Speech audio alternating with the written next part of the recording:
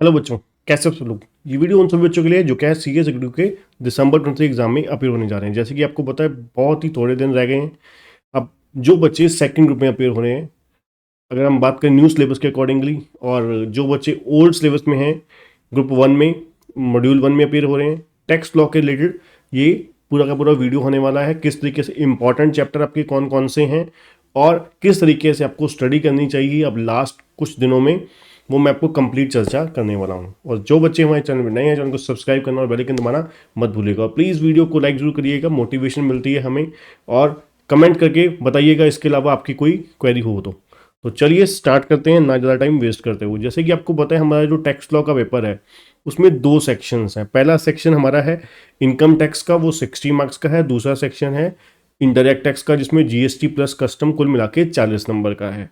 ठीक है, आप कह सकते हो इनकम टैक्स 60 का और जीएसटी 5 से 10 नंबर का, बाकी 30 to 35 आप मैक्सिमम मान के चलिए जीएसटी। ठीक है जी। तो कुल मिला के इस तरीके से बाइफर्केशन है। अब आप जीएसटी का जो पोर्शन है बहुत अच्छे से तैयार कीजिएगा, क्योंकि बहुत लिमिटेड सा पोर्शन है और बहुत अच्छे से रट के बिल्कुल बढ़िया तरीके से समझ के करके जाइएगा, क्योंकि इसमें कुछ जो थ्योरी वाले पोर्शन है ना, जैसे कि कुछ मतलब जिनमें कुछ प्रोसीजरल एक्चुअली में क्वेश्चंस आते हैं, वो जरूर अच्छे से बिल्कुल लर्न करके जाइएगा। पहले हम बात करते हैं इनकम टैक्स की। इनकम टैक्स में 60 मार्क्स का पोर्शन है। इसमें आपको बहुत दिमाग लगा के चलना पड़ेगा। सिलेबस आपको पता है काफ़ी अच्छा खासा है इनकम टैक्स का। और अगर हम बात करें इनकम टैक्स में, आपको पहले पूरा का पूरा सिलेबस एक्चुअली मैंने दो सेक्शन में बांटा है आपके लिए। ठीक है, तो सबसे पहले बिल्कुल आसान आसान इजी इजी चैप्टर, जिनमें मैं आपको बताऊंगा कि प्रैक्टिकल भी आता है, थ्योरी भी आती है। ध्यान से सुनिएगा, एंड तक सुनिएगा, क्योंकि मोस्टली बच्चे क्या करते हैं अभी, ठीक है, उनको लगता है कि भाई बीच में से कुछ मसाला निकल कर आना चाहिए, है ना। हर एक्चुअली में आप कोई देखो एजुकेशनल वीडियो देख रहे हो, एजुकेशन तो एंड तक दिखना चाहिए। ठीक है, तभी उस चीज़ का फ़ायदा मिलता होता है। ठीक है ना। तो इसमें एक चीज़ प्रॉपर जेन्युइन तरीके से, जो चीज़ जेन्युइन होगी वो अच्छे से आराम से ही बतानी होगी। वो फटाफट 1-2 मिनट में 3 मिनट में, ठीक है, वो चीज़ें नहीं एक्सप्लेन हो पाती, है ना। तो जो बच्चे हमारे चैनल पे रेगुलर रहते हैं उनको पता है कि बहुत सर नॉर्मल तरीके से बढ़िया तरीके से एक्सप्लेन करते हैं। ठीक है, तो इसलिए एंड तक देखिएगा वीडियो को, पूरा समझ लग जाएगा कि वाकई बहुत एनालिसिस एक्सपीरियंस के साथ मैं बोल रहा हूँ। तकरीबन सीएस फील्ड में ही मेरे को तकरीबन कम से कम आप मान के चलिए 12 से 13 साल हो गए मिनिमम। ठीक है, तो रेजिडेंशियल स्टेटस चैप्टर कौन कौन से हैं इजी, और जिनमें प्रैक्टिकल, पहले मैं आपको प्रैक्टिकल बताता हूँ, प्रैक्टिकल भी आएगा जिनमें थ्योरी भी आएगी। Residential status, house property, income from other sources, other sources में दोनों पोर्शन आ सकते हैं। एक आपको प्रैक्टिकल आपको आने के सबसे ज़्यादा चांसेस हैं गिफ्ट वाले सेक्शन के। ठीक है, गिफ्ट में सबसे ज़्यादा प्रैक्टिकल आने के चांसेस हैं।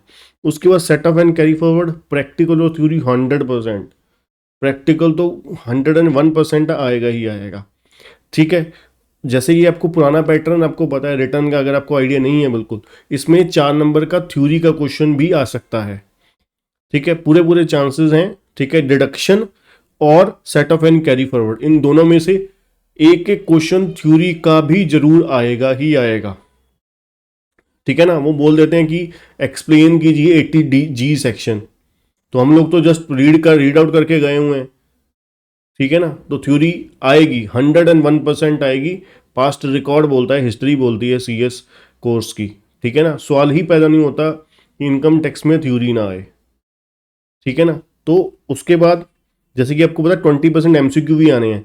एमसीक्यू में भी मान के चलिए अगर 60% मतलब 60 का 12%, 20% कितना हो गया, 12 मार्क्स। 12 नंबर की तो आपकी क्या आने वाली है, थ्योरी। कम से कम 12 नहीं तो 10, 12 में से 12 जो एमसीक्यू आने हैं, 10 तो थ्योरी मान के चलिए, तो 10 नंबर की सीधी सीधी वो थ्योरी हो गई। ठीक है, 10 नंबर की सीधी सीधी वो थ्योरी हो गई। और उसके बाद आप कम कम से कम मान के चलिए 15 नंबर की, और 25 नंबर की 60 में से आपको थ्योरी थ्योरी देखने को मिलेगी। 101% डैम श्योर होके बोल रहा हूँ मैं। ठीक है जी। तो प्रैक्टिकल आपको बहुत ज़्यादा टाइम वेस्ट करने की जरूरत नहीं है। ठीक है, प्रैक्टिकल आएंगे जरूर आएंगे, 60 में से मान के चलिए 25 से 30 नंबर के आएंगे max to max.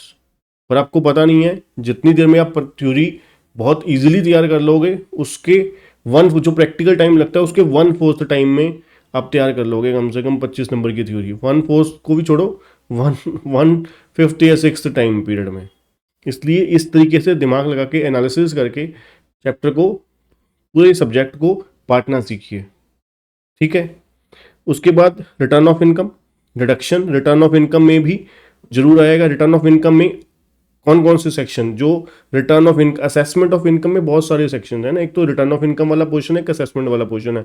Return of income में कौन सी सीरीज आई जाती है? 139 वाली, 139(1), 139(3), 4, 5, 9 है ना, 140, 141, ठीक है, 143(1), 143(3) है ना, ये सेक्शन की सीरीज आ जाती है। उसके बाद 143, 143(3), ठीक है, ये वाली सीरीज 147, 153, ये सभी सेक्शन बहुत इंपॉर्टेंट है जो मैंने बोले हैं। एक बार रिपीट करके सुन लीजिएगा, बैक करके स्लो मोड में। ठीक है। तो ये छोटे चैप्टर बहुत ही इंपॉर्टेंट, प्रैक्टिकल और थ्योरी दोनों पर्पज से बहुत ही ज़्यादा। उसके बाद लॉन्ग चैप्टर जिनमें प्रैक्टिकल आने के पूरे पूरे चांसेस होते हैं। सैलरी बच्चों अगर आपने कर लिया है कोई बात नहीं, सबसे एंड में रिवाइज कीजिएगा, क्योंकि सबसे ज़्यादा परेशान करने वाला है ना, इतनी देर में आपके 4 चैप्टर हो जाते हैं जितनी देर में सैलरी होती है। ठीक है। सैलरी में भी मैं आपको बताऊंगा सेलेक्टेड कौन से करने हैं आपको।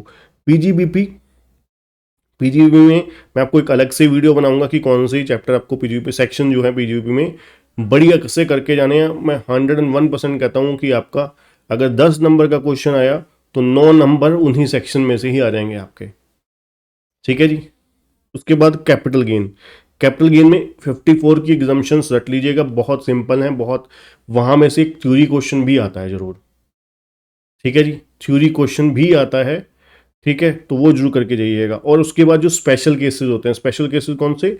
जिनमें जो अपना कैपिटल एसेट जो कन्वर्ट कर दी, पर्सनल एसेट जो है वो कन्वर्ट कर ली, किसमें? बिजनेस में कन्वर्ट कर ली, ऐसे वाले है ना। ऐसे वाले जो स्पेशल केसेस हैं वो आप जरूर करके जाइएगा, उनमें से कई बार एग्जैक्टली पूछ लेते हैं वो। ठीक है। उसके बाद सैलरी में से HRA, RFA, entertainment allowance, education allowance, hostel education allowance. उसके बाद आपका हो गया RFA हो गया आपका, ठीक है, अलाउंसेज और प्रेक्विजिट्स में ये आ गया। उसके बाद आपका कार फैसिलिटी हो गया। ठीक है। और आपका यूज़ ऑफ मूवेबल एसेट्स वाला, ट्रांसफर मूवेबल एसेट्स, ये बहुत इंपॉर्टेंट है। उसके बाद सबसे इंपॉर्टेंट चीज़ जो है, जो रिटायरमेंट बेनिफिट्स में ग्रेचुटी, पेंशन और लीव इनकैशमेंट, ये 3 चीज़ें जरूर करके जाइएगा। ठीक है। और प्रोविडेंट फंड में से 3 चीज़ें बस याद कर लीजिए, चाहे RFA वाला कॉन्सेप्ट ही कर लीजिए, इतने में ही आपका हो जाएगा। ठीक है। मतलब रिवाइज ये चैप्टर, ये पोर्शन तो मैंने इंपॉर्टेंट वाला बोला है। ठीक है ना, जो अगर आपके पास टाइम जितना कम बचेगा तो। ठीक है। मतलब इस तरीके से आपको सारे सब्जेक्ट की, पूरे सब्जेक्ट की तैयारी करनी है। जीएसटी में भी आप कस्टम की अगर हम बात करें, 5 से 10 नंबर का पोर्शन है, बहुत थोड़े से हैं। इसके लिए मैं आपको एक बहुत मैंने बढ़िया तरीके से समरी नोट्स टाइप बनाए हुए हैं। ठीक है। उसकी मैं आपको PDF जो है वो डिस्क्रिप्शन में शेयर कर दूंगा। ठीक है, वो आप डाउनलोड करके बहुत अच्छे तरीके से सम अप करके नोट्स मैंने बनाए हुए हैं। ठीक है बच्चों, तो आज के लिए इतना ही। अगले और वीडियोस के लिए हमारे चैनल को सब्सक्राइब कीजिए और बेल आइकन दबाना मत भूलिएगा। Thank you.